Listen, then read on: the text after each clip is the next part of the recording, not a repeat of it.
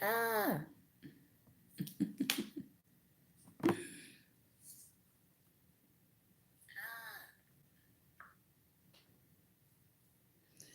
good morning.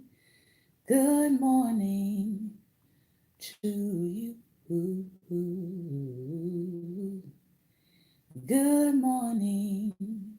Good morning to you. Good morning. Good morning. Won't you share with a friend or two? Good morning. Good morning to you. Good morning. Good morning to you. Ooh, ooh, ooh. Good morning. Good morning to you. Ooh, ooh, ooh. Good morning. Good morning. Won't you share with a friend or two? Good morning. Good morning. Good morning to you. Good morning, good morning, good morning, everyone. Welcome to Daring Dialogues. I am your host, Shantae Charles, and I'm going to give us about a minute to come in. I hope everybody is having a great and wonderful day. Doing good? All right. I've got a bit of a scratchy throat. I'm trying to get rid of it as usual. And sitting up here making sure that I write down what I'm supposed to be doing after the broadcast, like mail outs for Daring Dialogues Squad. Don't want to make sure I don't forget that today. Anybody else carry a to-do list? I do. I know calendars on the phone, I get it. But yeah, I have to write things down so that I don't forget. So, hope everybody is having a great and wonderful day today. We Dare Squad, I hopefully will get your packages mailed out today. I'm going to be multitasking, putting them together while I'm getting some other things taken care of in my life. All right, I don't have a personal assistant. Hashtag yet.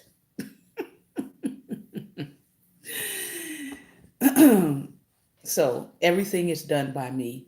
So things might take a little bit longer, but I've generally been trying to be very good about quarterly making sure the We Dare Squad is taken care of. And I go out and I pick out the things that I want to send to you. So you get my personal thoughts and personal touch. Please do call in and click your and share the click track shout with us for us, okay? So I tried to give you some things this quarter that hopefully will be a little bit of inspiration, a little bit of a reminder that you're supposed to be making sure that you take care of yourself. So that's your hint, We Dare Squad. All right. Good morning to each and every one of you, and welcome to Daring Dialogues. I am your host, Shantae Charles. I was just shouting out my squad for a moment. And yeah, yesterday I had to do a chop. That's another part of self care as we go into this springtime. We just need to look at our lives, see what needs to make the cut. That could be personal, that could be physical, right?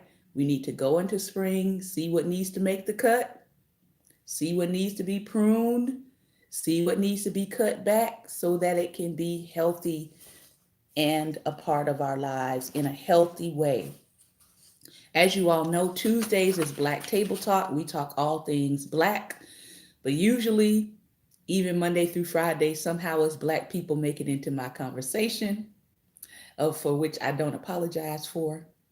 All right. But Tuesday is our main day where we talk all things Black, Black history, Black people, all of that. So today we're continuing our talk in Stamped from the Beginning. Those of you who have been reading along with us, I would say we are about maybe 20% through this book. So if you want to join us on Tuesdays, we're going to be reading this, Lord willing, for a while until we finish it. Stamped from the Beginning is our Tuesday main book by Ibram X. Kendi. We're on chapter 6 now, and we're getting ready to talk about the Great Awakening. The Great Awakening.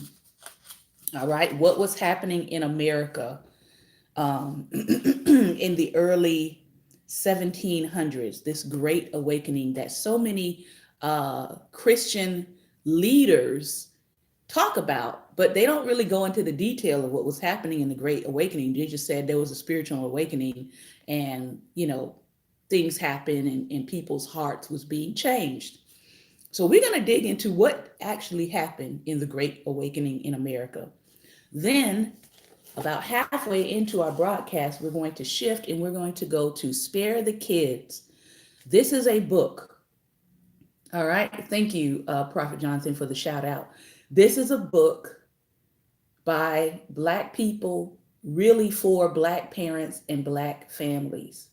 The information in here, right, can help all families, but it is really geared towards Black families and helping Black families understand why they have to decolonize their parenting.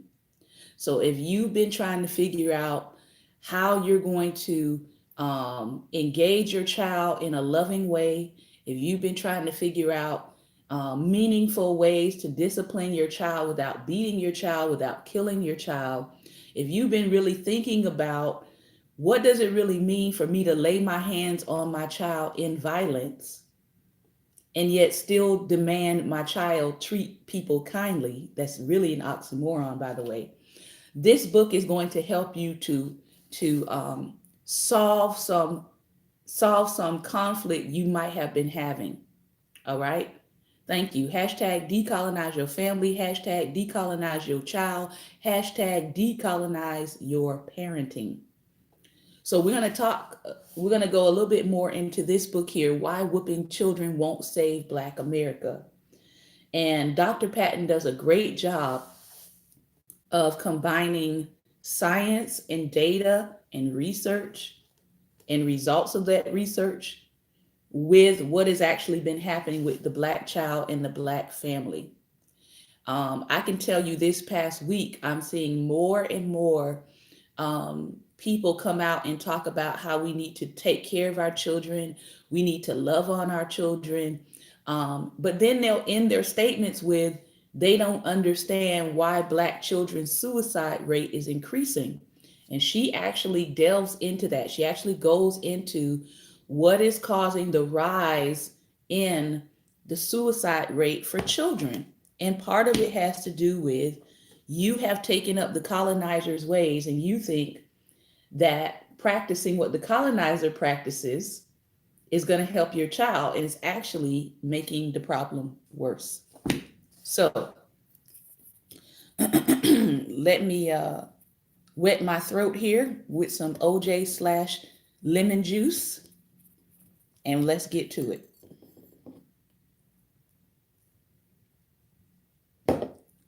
The Great Awakening, from Stamped from the Beginning, Ibram X. Kendi.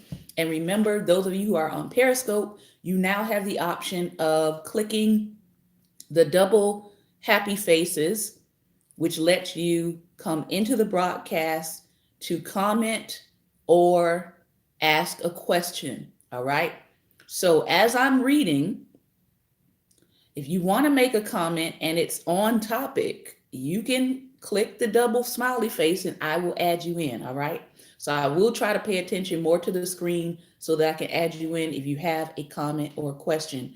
Remember, after you get dismissed from that two-way, you might have to go out and come back in order for your sound to return on your device. Okay, let's go. Great Awakening. The new century brought on the first major public debate over slavery in colonial America. New England businessman John Saffin refused to free his black indentured servant named Adam after Adam served his contracted term of 7 years. So this man decided that he got his 7 years out of this black indentured servant, and then he decided that he didn't want to free him. Isn't that something? When Boston Judge Samuel Sewall learned of Saffin's decision essentially to enslave Adam for the foreseeable future, Sewall was livid. Well known as one of the first Salem witch trial judges to publicly apologize for his role in killing innocent people, Sewall courageously took another public stand when he released The Selling of Joseph on June 24th, 1700. Originally and naturally, he said, there is no such thing as slavery. He shot down popular pro-slavery justifications such as the curse theory or the notion that the good end of Christianity justified the evil means of slavery. So this is somebody that we should know. Everybody should know this man. He was one of the first judges that actually made a ruling that said that naturally and originally there's no such thing as slavery. His name is Samuel Sewall, Sewall. Look him up. Sewall rejected, and he also cast down the notion of John Locke's just war theory, meaning that there are righteous reasons to go to war. Sewall rejected these pro-slavery theories from the quicksand of another kind of racism. New Englanders should rid themselves of slavery and African people. So this man is like, listen, not only should you get rid of slavery, but you need to get rid of these African people, Sewall maintained. African people seldom use their freedom well, he said. They can never live with us and grow up into orderly families. So this was not a prevailing thought. Some people just felt like, hey, we should keep them enslaved. Slavery's going good. It's going well. We should keep doing what we're doing. This gentleman was like, no, slavery is not natural. It's not original and it's not natural. And on top of that, y'all shouldn't have brought these Africans over here anyway. Samuel Sewall could not be easily cast aside like those powerless Germantown pioneers and petitioners. A close friend of Cotton Mather, Sewall had received an audience with the King of England, and he had served as a judge on the highest court in Boston. He was on track to becoming the Puritans' Chief Justice in 1717. When Sewall judged slavery to be bad, he should have opened the minds of many. But pro-slavery racism had almost always been a closed-minded affair. In place of open minds, closed-minded frowns and hard words bombarded the 46-year-old jurist. John Saffin, in particular, was maddened and angered by Sewall's attack on his business dealings. A judge himself, Saffin refused to disqualify himself from adjuring a freedom case for Adam. So, let's get this straight. This judge, John Saffin, held an indentured servant who was a black man. When his servant time was over, when his 7 years was over, the judge didn't want to let him go free. Not only that, but this same judge who was trying to hold him into perpetuity was also sitting on the jurists who was overseeing his case for freedom. Really? So how is he going to get justice when the person who wants to keep you enslaved is on the jury to decide whether or not you go free? This is America. At 75 years old in 1701, his lifetime in the trenches of early American capitalism, also known as slavery, had nurtured his outlook on powerful people. Friendship and munificence are strangers in this world, Safin once opined. Interest and profit are the principles by which all are swayed. No one attacked Safin and called him a man stealer and got away with it, when in fact he was a man stealer.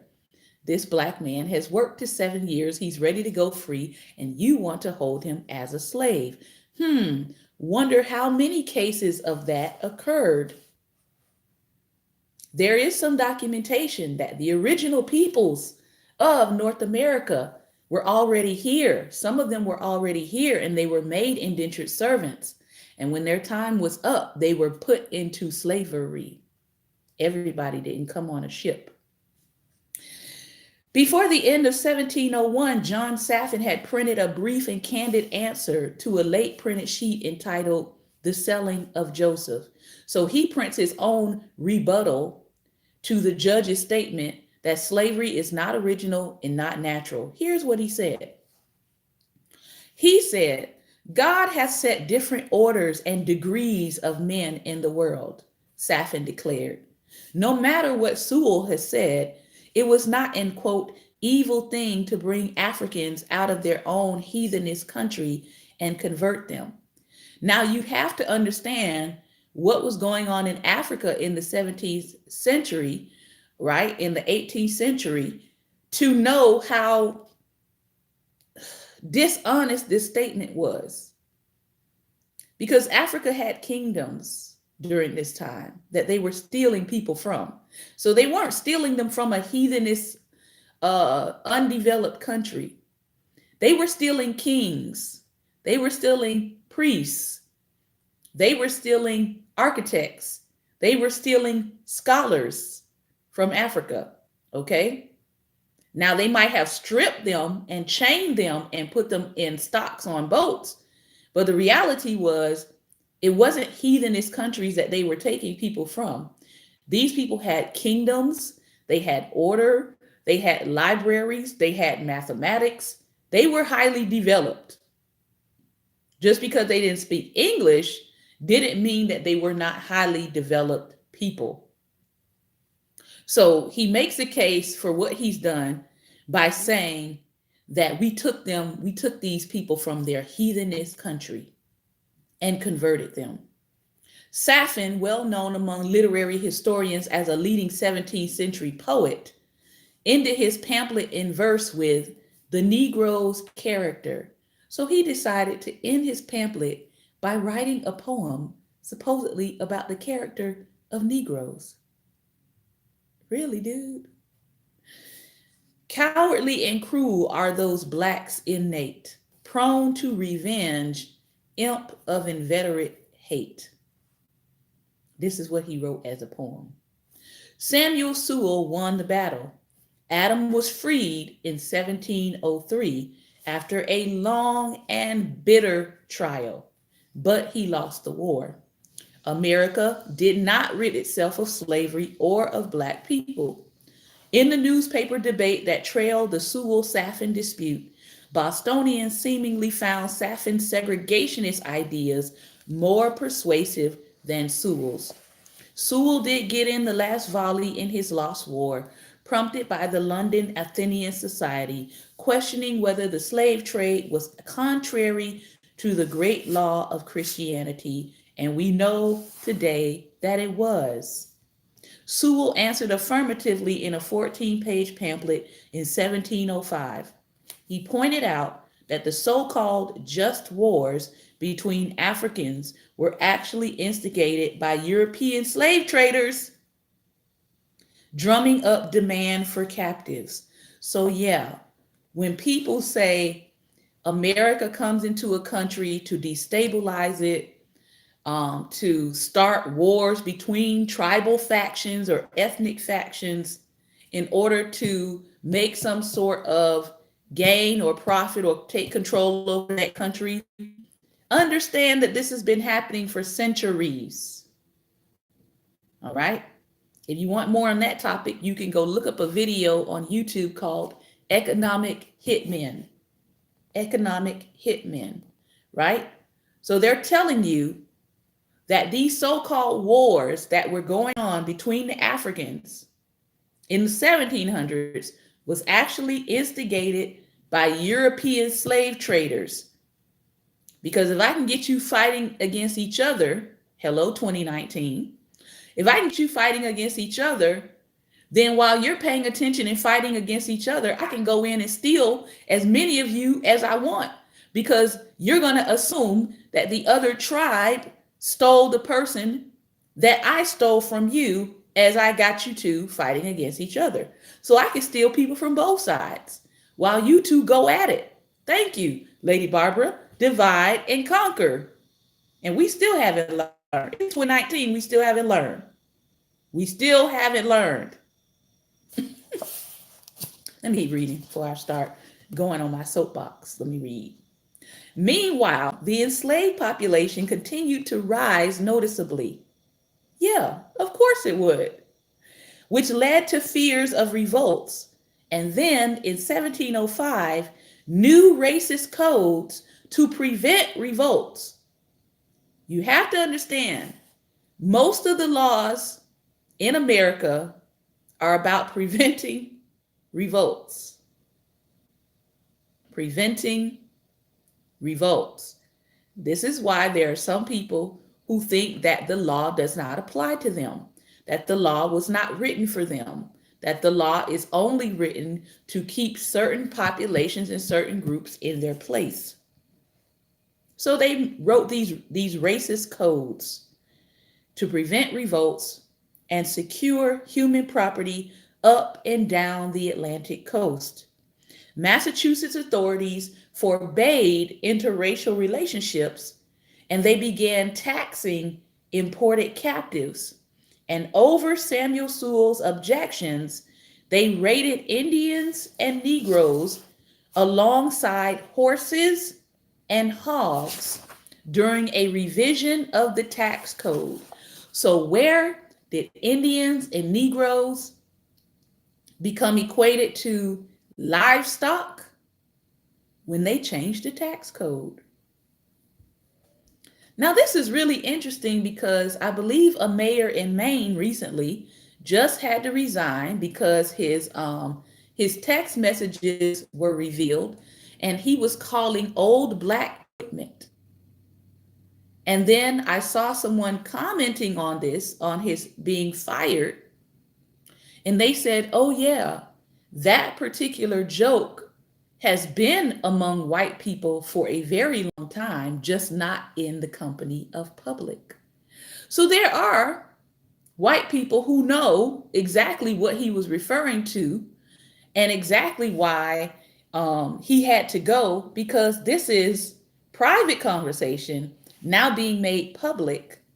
And now we know that there are people out there who refer to our elders as antique farm equipment. In other words, property. Virginia lawmakers made slave patrols compulsory for non-slaveholding whites. So why do we have people, even in 2019, who feel like they have to patrol black people, who feel like they have to follow black people around, who feel like they have the right to just question what black people are doing in society? Virginia lawmakers made slave patrols compulsory, meaning you couldn't get out of it, for non-slave holding whites. So that means when white people say, well, my family didn't own slaves, I don't understand why people are angry. My family didn't own slaves. No, your family may not have owned slaves, but if your family didn't hold slaves, as a white person, your family was still obligated to patrol black people. Uh-oh. You mean my family is still complicit in slavery in some way, shape, or form? You got it. Bingo. So they had something for white people who didn't own slaves. They had something for you to do too. You may not own any, but we need you to keep an eye out on them. We need you to watch them. We need you to patrol them. We need you to make sure that they don't have weapons for revolt. So yeah, your family might have played a part in that aspect and in that respect. These groups of white citizens were charged with policing slaves. Welcome to your local police officer. Enforcing discipline and guarding routes of escape. Let me read that again. These white citizens who did not own slaves, who weren't in control of ownership of slaves, were charged with policing slaves, enforcing discipline. So they would have been the ones who might have beat the slaves that were caught or lynched them, and guarding routes of escape. The Virginia legislature also denied blacks the ability to hold office, evoking repeatedly the term Christian white servant. Christian white servant.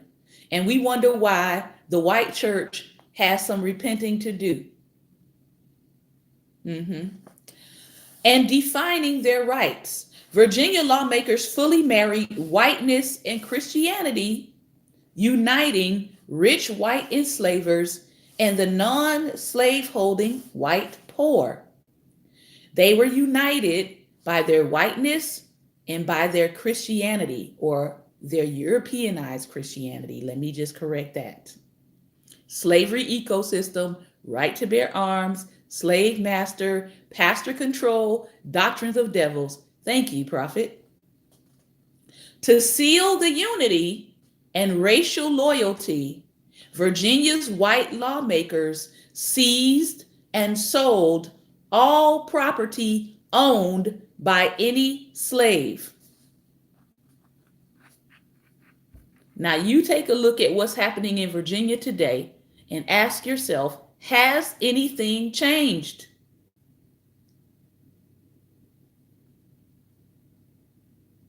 Look at the governor. Look at the attorney general. Look at what the governor's wife just did. And people think that this is just by accident. Oh, they just made a mistake. Oh, they didn't know any better. No, people. This is at the root. This is at the root of the problem. To seal the unity and racial loyalty, Virginia's white lawmakers seized and sold all property owned by any slave. So if you were a slave and you owned anything, you were trying to get your come up in the world, they took your property and sold it. So don't come telling black people, I don't understand why black people just can't get up in the world. You don't understand? Let me help you understand. Every time these people were trying to lift themselves up, somebody came and violated their human rights. And some of y'all have the nerve to say that black people in this country don't need reparations. Have you lost your ever-loving mind? I think you have. I think you have. So I'm looking at all these candidates talking about they don't believe in reparations. You are off the ballot, buddy. Choop. You might as well go save your campaign dollars. Go save them. Save them for 2045. So they seized the property owned by any slave, the profit thereof applied to the use of the poor of the said parish. Get that. They sold anything that slaves owned and gave it to the poor white people.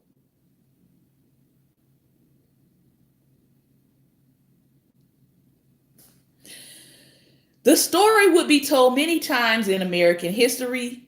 Black property, legally or illegally seized, the resulting black destitution was blamed on black inferiority. So yes, over and over and over again, black people are blamed for their inability to increase in a nation that keeps stealing from them, that made its cash and capital off of them. They get blamed and they are told, well, you just can't get ahead because you're not good as everyone else, or you just can't get ahead because you're not smart enough, or you just can't get ahead because you're just inferior, without looking at the blatant, plain evidence that they stole from them and gave it to poor white people. Like, this is what they did. This is not conjecture. This is what happened. The past discrimination has been ignored where blame has been assigned. Virginia's 1705 code mandated that planters provide freed white servants. Again, your family may not have owned slaves, but your family was given 50 acres of land as a white person. You got welfare. Your family got welfare of some kind. So again, when I see people talking about, I don't believe in welfare, I don't believe in social programs. Yes, you do. You just don't believe in social programs for the people who have actually been pressed into the dirt. That's what you don't believe in. All right. But your forefathers believed in welfare because they was handing out other people's property and land and human beings for welfare, for their welfare. So they believed in welfare. The resulting white prosperity was then attributed to white superiority. So let's backtrack. We tell you that you're not good enough after we have stolen from you, after we have treated you like property, after we have denied your rights, and then we load ourselves up with benefits, and then we call that white superiority. And we wondering why we have a whole nation of growing, disillusioned, mentally unstable people. Because you can't keep lying to yourself for centuries after centuries after centuries after centuries without something being mentally wrong with you. This is like living in straight denial. We stole from you, but we're the superior ones. We stole your life, we stole your goods, we gave it to ourselves, and then we called ourselves superior. That's some mental stuff. I'm not going to say the word, but you need some mental evaluation, because your entire notion of superiority is built on loading yourself with benefits that come from other people that were stolen. So I'm going to stop right there for today. And we're going to go to Spare the Kids. I just had to stop right there because, yeah. So the Great Awakening that lots of churches talk about, the Great Awakening had to do initially with people's feelings about slavery. Americans started waking up. Good morning, love. Americans started waking up to what is actually going on with slavery. What are we really doing? Are we really supposed to be owning human beings? So that was supposed to be the Great Awakening. It was supposed to be an awakening of conscience. But then you had preachers that came along during that time period, and they started pressing that conscience back down. They start dulling the conscience of white people again. And here we are in 2019, 200 years later. Think about that. 200 years later. 300 years later, 300 years later, we're having another awakening of conscience. Think about that. And what's happening as we're having another awakening of conscience for white people to do right by Black America.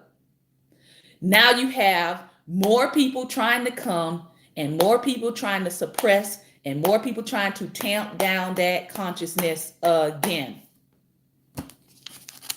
Nothing new under the sun. So let's see what happens in the next 2 to 3 years. White America, are you going to let another generation go by? Are you going to let another century go by for your conscience to be tapped down and for your conscience to be dulled? Oh, it's not a shout fest. It's not a shout fest at all. True awakening is about awakening your conscience to what has been done that has been inhumane in our world and in our society. That is the Great Awakening. And people are waking up again.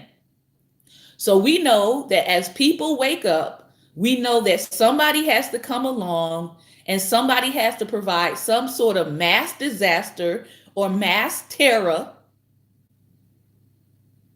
or massive war to get people's mind off of their awakening conscience. That's how this works. It's a cycle, and you can see it coming. You can see people waking up to the fact that Black Americans have been done wrong, that Black Americans deserve some kind of reparations or reparations. For those who don't understand the word, they need repair. People are waking up to that. And now you're going to have somebody that's going to come in, and it's either going to be a mass terror or a mass war or a mass suppression of some kind, because they don't want people to wake up. Bottom line. They want you to stay asleep. They want your conscience to be dulled. So 1717, 1817, 1917, 2017, 2019, 302 years, and the consciences are awakening again. And people are already scared about what that means. So you got politicians out here already shooting down anything that has to do with repair. We see you. We see you. All right. We are still on this chapter called A Love Whooping by Spare the Kids. And we are now talking about the incident that happened. Most of us saw even a little clip of it at the height of the Freddie Gray riots, where the woman who came out and she began to pull her son and yank her son and hit her son. They coined her the Baltimore Mom. I know even at one point I was like, I don't applaud her for hitting her child, but I did applaud her for wanting to go out there and get her child, pull her child out of what could have become a very volatile situation. All right. So when that happened, everybody was on television, as the writer says. Everyone was on television praising her for her violence. Not necessarily praising her for being a caring and concerned mom. Former NAACP President Kwesi Mfume called her slapfest necessary violence. During an interview on CNN, he dismissed critics who noted the contradiction of a mother using violence to show her son that violence is wrong. Yes, she hit him. She was trying to make him understand that she loves him, Mfume said. Even the White House weighed in, seemingly giving her parenting choices presidential approval. Press Secretary Josh Earnest channeled his inner Mr. Rogers, calling Graham's actions a powerful expression of love. That same kind of passion and concern and love for the well-being of one's child is the kind of thing that can contribute to a young man or woman having the type of opportunity to succeed that a lot of other kids don't get, he said during a televised press conference. The Obama administration's endorsement isn't surprising, given that this same president had previously articulated his support for whooping children. In 2013, Obama delivered a tough love speech at the NAACP's 100th anniversary gathering, where he yet again lectured Black people on the importance of good parenting. He advised that in addition to spending quality time with children, making them put away the Xbox, showing up for parent-teacher meetings, helping them with homework, and getting kids to bed at a decent hour, he said, quote, "We need to go back to the time when parents saw some kid fooling around. It wasn't your child, but they'd whoop you anyway. Or they'd tell your parents and they'd. The president's comments before the NAACP audience, the epitome of the old school Negro-ness, were met with huge applause and laughter. But the fact is, our biracial president grew up around Asians and whites and was not shaped by Black adults during his childhood. One has to wonder if his white mother and white grandparents embraced such parenting choices. And surely we cannot assume that they called it whooping, unless Southern Black vernacular has taken root inside of Hawaii. Instead, Obama, who has admitted that he had to teach himself how to be a Black man in America, has learned to reinforce his credibility within the Black community by reminiscing nostalgically about corporal punishment. It was his way of saying, "I'm Black, I'm one of you." Given the power of his perch, his past experience as a community organizer in the violent city of Chicago, and the fact that his words carry a lot of weight, it was irresponsible for Obama to promote whooping children. Not to mention, it's not a practice in his own home. In an interview, the First Lady, Michelle Obama, said she tried spanking her daughter, Malia, once or twice and found it unproductive. "I did it one or two times and just found it to be completely ineffective because it was less about teaching a lesson and more about my own feelings." It is clear that from Oprah to Obama, Charles Barkley to Al Sharpton, and Joe Scarborough to racist police, everyone appears to be in agreement that the bodies of Black children need to be whooped, especially those like Toya Graham's son, who was railing against his own oppression. At the height of the Baltimore mom controversy, I appeared on a segment with Illinois Congressman Bobby Rush, a former Black Panther, who took to the House floor with a large photo of Graham hitting her son and made a special appeal to African American mothers.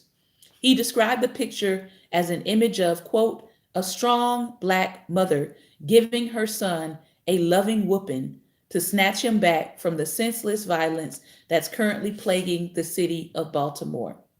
Rush added, "As this picture demonstrates, mothers can and mothers must be the mobilizing force to take back our streets." He then asked mothers across the country to show solidarity with Graham by wearing yellow. Since slavery, Black women have taken their racial duty to keep Black men alive very seriously. When the choice is survival versus revolt, we mostly choose whatever action will keep our children and husbands and brothers alive. And so it is with Graham. The public's view is that she saved her son's life that day. I, however, was adamant that her tough love approach and literal preemptive strikes against Michael do nothing to break cycles of violence in our homes and communities. The widespread celebration, in fact, had little to do with what was good for Graham or her son and the Black community as a whole. The reason she was being worshiped by the news media was not because of a genuine understanding of her fear or motivation for hitting her son, but because she symbolized the tradition of keeping Black male bodies in check by any means necessary or by any parent. Never mind that her violence against her son may only incite his anger and frustration because it prevented him from resisting the systems of oppression in his own community. 6 months after she made the headlines, CBS News caught up with Graham and found her not living the life of a hero. She and her children were in danger of losing their home. They were struggling to put food on the table, and the mother and son still lived in fear of violence ravaging their neighborhood. Before Freddie Gray's death, between January and April of 2015, Baltimore had seen more than 100 shootings and 40 homicides, earning the city the nickname Bodymore Murderland. Bodymore Murderland. While law enforcement, black political figures, the media, and racist trolls online were busy portraying the young people who took to the streets of Baltimore to fight for their rights as hooligans, I personally cheered for them. They were doing exactly what they were supposed to be doing, embracing a long-standing American tradition of resistance in the name of democracy and freedom. They did what generations of young people from Soweto to Palestine have done to fight for their own lives when their country devalues and demonizes them, when no one else will stand in solidarity with them. The media complained that the vandalism, arson, and looting were just opportunistic violence, and those young people had no real political agenda, as if Black people living in poverty don't have the ability to be organized and intentional. Lawlessness and thugs threatened the peace, pundits argued. Never mind that peace was defined by the killing of an unarmed Black youth, systematic harassment by the criminal injustice system, mass poverty, unemployment, divestment in schools, poor housing, and inadequate health care. You would have to live in Baltimore. You would have to live in this region to understand what she is talking about. I happen to live in this region, and I happen to have driven through some of the areas of Baltimore that she's referring to. When you have whole entire city blocks boarded up, nobody living there, no economy coming in, barely any, no grocery stores, barely any corner stores, maybe a pizza shop. And then you're saying to the youth, go out, be positive, know that you have a future. Oh, wait, no, that's not going on either. They're not even getting that message. And then there's a whole other side of Baltimore. I've been to St. Louis and saw a similar scene. It was very scary and shocking. Yes, it looks like a third world country. I can attest to what she's saying because I've seen it. The neighborhoods look like a third world country.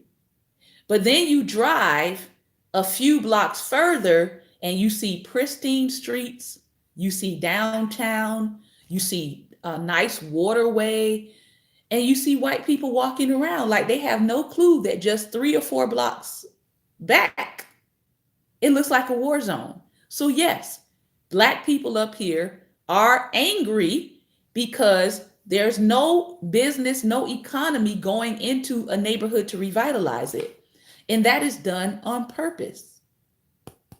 Because now that everything looks like a third world country, I can now go in and I can now, as a developer, I can now buy that property for pennies on the dollar, literally. I can buy that property, I can renovate it, and all of the people that were run out of those communities, they won't be able to afford to go back once I do revitalize that section of Baltimore. This is called gentrification. Yep. She said, I saw young people living out Dr. Martin Luther King Jr.'s words spoken 3 years after his famous I Have a Dream speech. The riot is the language of the unheard. I have great compassion for parents like Toya Graham, who are doing the best they can to raise up children under enormous stress while barely scrapping by. Oh, and about that thing called drive-by shootings. Oh, did you not know that it's not just Black people shooting each other? I'm gonna just let that settle. No, the KKK has admitted that they go on shooting sprees in Black neighborhoods. Yeah. Criminals also have the ability to literally put on whole face masks that look like black people to do crime. So we have to actually evaluate who is actually shooting up all these black people in Baltimore. People don't want to look too closely into this because it's easier to just say, oh, it's black on black crime. No, there's a whole bunch of other things going on that people aren't talking about. Right. Exactly, Prophet. So there's a whole lot that's not being said about what's happening in some of these cities. This is a mom who was so afraid for her son's life that she admitted trying to shield him from the police and Baltimore's dangerous streets by keeping him in the house. Ultimately, parents like her just want their children to live, even if that means enacting violence against their bodies and spirits to keep them in their place, because that's what they were taught. I have compassion because she is parenting in an environment where the powers that be make sure that average black parents, especially single moms, are embedded in circumstances where their needs for the bare essentials of life for themselves and their children remain unmet. Racist aggression, disenfranchisement, discrimination, incarceration, and generational theft, which we just read about in the other book, of black wealth have ensured that most black folks are constantly in survival mode. Yes, there are a few of us that escape survival mode.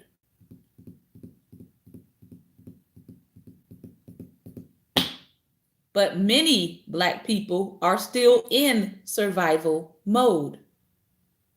Moreover, whooping our kids creates a false sense of protection that actually plays on white racist narratives that locate anti-blackness at the feet of black children's bodies and behaviors. In other words, we believe that stop and frisk, school suspensions and expulsions, mass incarceration, and death by police are rooted in the black child's body that needs more whoopings. What's so disturbing is that racism is let off the hook. A militarized police force is not the problem, we say. Systematic racism from the war on drugs that decimated black communities, that pulled black fathers out of communities and put them in jail for nonviolent crime, for life, many of them. We don't see any of that as part of the problem. To racial profiling, to hyper segregation, to community divestment is not the issue. The message is simple but extremely dangerous. More than rampant poverty, more than overzealous police, more than entrenched racism, the behavior of black children becomes the true enemy of peace. Forget all of the other things that are intentional being done in the community. The problem is black children. That's what we're saying. Forget all of the other causations. The problem is black children need to be beat more. They're bad. They're rude. They're disrespectful. But we're not dealing with the causes of that. We're just saying they're the true enemy of peace. And if we just get black children under control, then everything will be fine.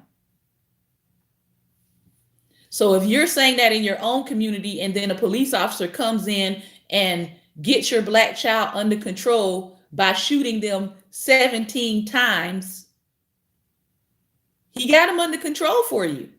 He's dead. But now you want to go protest, but you don't realize that your attitude towards black children is also feeding into that violence towards them. The distracting conversation turns the spotlight back onto black youth and the shared belief across racial lines that the only way to keep Black children safe from racism and out of trouble is to beat them, to hurt their bodies.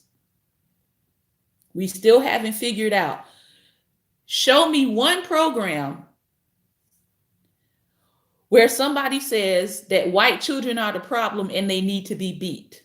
Show me a program. Show me a news program. Show me an interview. Show me something where people are saying the problem with Asian children is they just haven't had a good butt whooping. I'll wait. Tell me. Send me a link. Show me an interview where the language around children of other cultures is they need a good butt whooping. Send me an interview where this is the prevailing thought that Black children need to be whooped and beat in order to be in line, in order to get in line.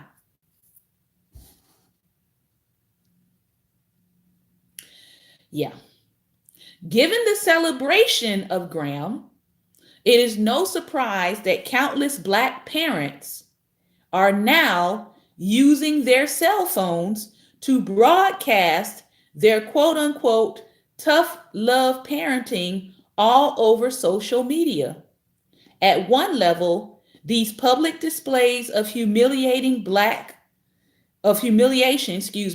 reflect Black parents' sense of insecurity and inadequacy in raising their children as they seek applause for projecting strong values and a no-nonsense approach. These public displays of extreme discipline are an overcorrection and a declaration to the world, look what we're doing. Exactly. Language, words have power. We know this, but don't realize how we are being warred against with words. Very true, Prophet. So now that this parent has gotten media acclaim for beating her child on public television, now we have Black parents out here filming their discipline and their abuse of their children. And they're declaring to the world, look what we're doing. We're parenting. We don't let our kids run anything. We don't let our kids run wild. We're demanding discipline. So, hey, America, leave us alone about our kids, because we're showing you that we have our kids in check. So white supremacy doesn't have to check us. At another level, the public whoopings reveal how there's nothing easy about parenting a Black child today. Adults keep arguing in circles about the appropriate ways to discipline children's bodies into safety and achieve the peace we've been longing for in our communities. Meanwhile, Black children all over this country continue bearing the brunt of racist devaluation on top of the pain of being hit by loved ones. So you're being devalued in society, and you're being devalued when you get home, and you wonder why the suicide rate is climbing amongst young Black children. Irrespective of the reasons, rage induced by racism or a yearning to protect and ward off death, the hitting still hurts. But let's be clear. Contrary to popular belief in decades of surveys, studies, and racial stereotypes, whooping children didn't begin as a Black thing. It's not even native to us. There's no evidence that our ancestors in West Africa embraced this kind of child rearing. It was introduced with the arrival of Europeans on the African continent centuries ago. We just kept the tradition going. So if you really want to decolonize your parenting, if you really want to fight the power, stop whooping your kids. Next week, Lord willing, we're going to be in chapter 3, and we'll be talking about extending the master's lash, the historical roots of whooping children in Black community. Invite some parents next week because they need to hear this. You need to understand that this is not a Black tradition. This is not a cultural tradition of Black America. This is actually a layover from slaveholders and slave masters. All right? Listen, they can be mad all they want to be. As long as you get free, I don't care if you get mad. Just get free. All right? Listen, this has been another episode of Daring Dialogues, and I've been your host today, Shantae Charles. I hope that I have said something today that would get you thinking. All right? Get you thinking. Get you awakened. Remember, the Great Awakening of the 1700s was about people waking up to the fact that they were in violation of a moral code, a universal moral code that people, humans, should be free and not held under bondage. I think we're coming to another Great Awakening. And I believe that what we're seeing now is we're seeing a suppression of that awakening. We're seeing it through media. We're seeing it through some of our political pundits.